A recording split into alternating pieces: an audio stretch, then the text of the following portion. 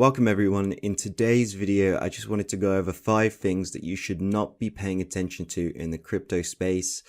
Your time is limited here and there are many things that you could be putting your focus into, and 5 things that I think you should be ignoring because they really just don't have any sort of long-term impact on the prices of crypto, and it's just taking up mental bandwidth that you could dedicate elsewhere. So the first thing I wanted to talk about is traditional finance valuation metrics. So I'm showing you a post here from a top fund manager from Arca. They claim that Sushi might be one of the most undervalued tokens in crypto. So this was released on the 17th of May 2021, and they go through this whole 15 reason rigmarole as to why SushiSwap is undervalued, why you should position yourself there, compared to like Uniswap and PancakeSwap. And they've given a ton of tweets and charts as to why SushiSwap is like undervalued. But if we actually go ahead and take a look at the price of SushiSwap when that article was released, it was about $16. The price of SushiSwap now is about 67 cents, representing roughly a minus 95% return since that article, right? So that article was released in the midst of a bull run, and basically a couple days before we had this massive May flash crash, and then SushiSwap just like never recovered since then. Despite all of the bullish cases that Jeff Dorman had put out, I mean, like, he's a very qualified man. But when it comes to crypto, just a lot of these traditional finance valuation metrics just don't even matter. Now, there are several reasons for this, right? So everyone has their own way of valuing tokens. So they'll have their own way of predicting cash flows out into the future and then discounting it today to figure out what, the token should be worth.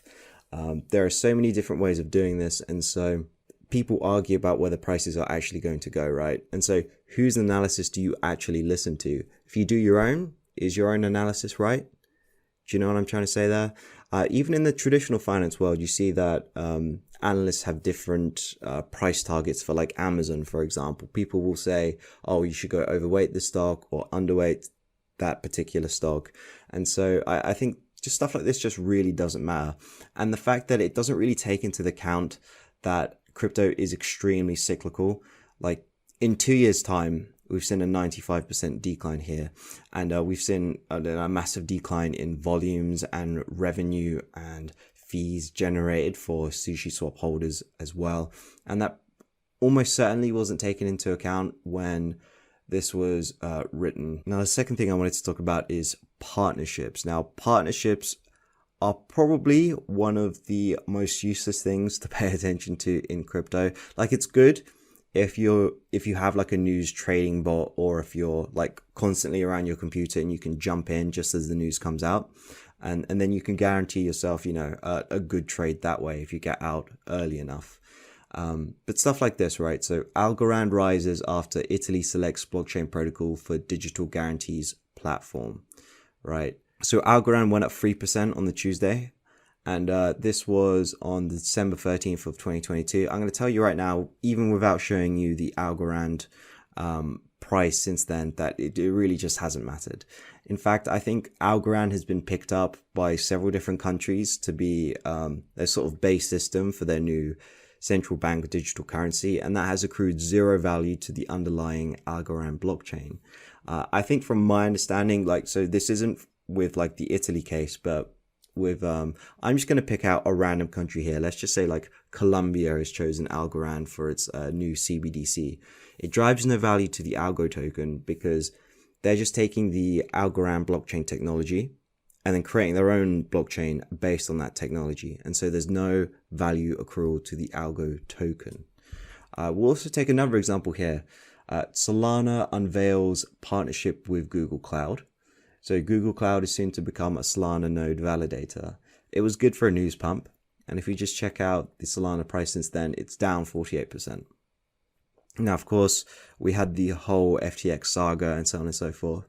But it just goes to show that these things, like when you see a lot of people just present, a partnership is like extremely bullish for XYZ protocol, usually it's not. usually in the long term, it really isn't, as you can see here from the price of a lot of these tokens. Third thing I wanted to talk about that is just a waste of time to pay attention to is China. So China has basically banned Bitcoin every year since its existence. We have a chart here.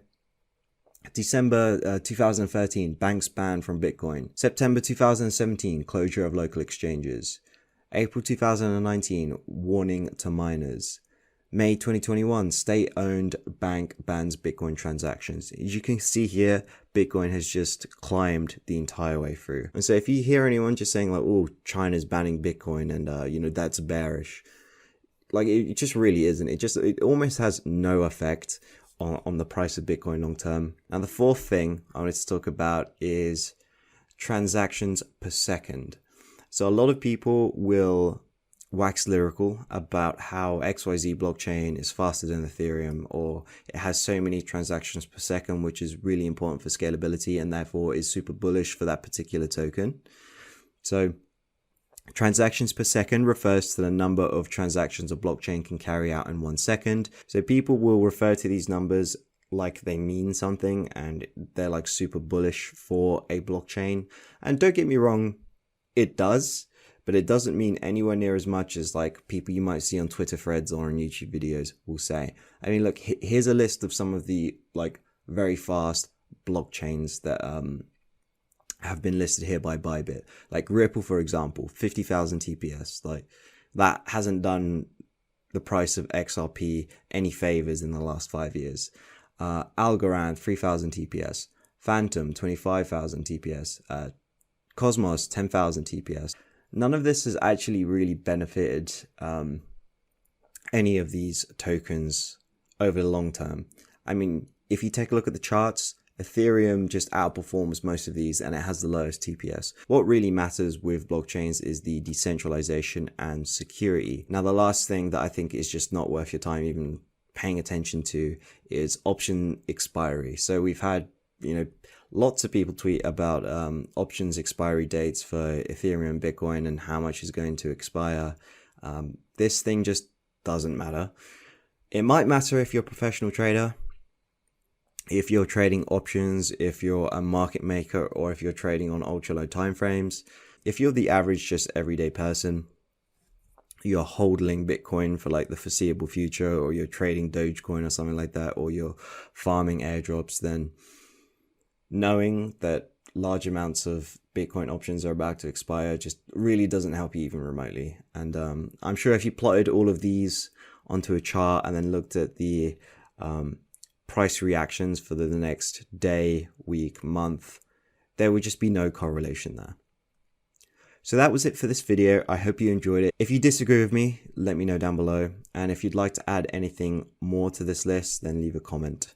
So thanks for watching. I hope you enjoyed, and make sure to subscribe for more videos like this one.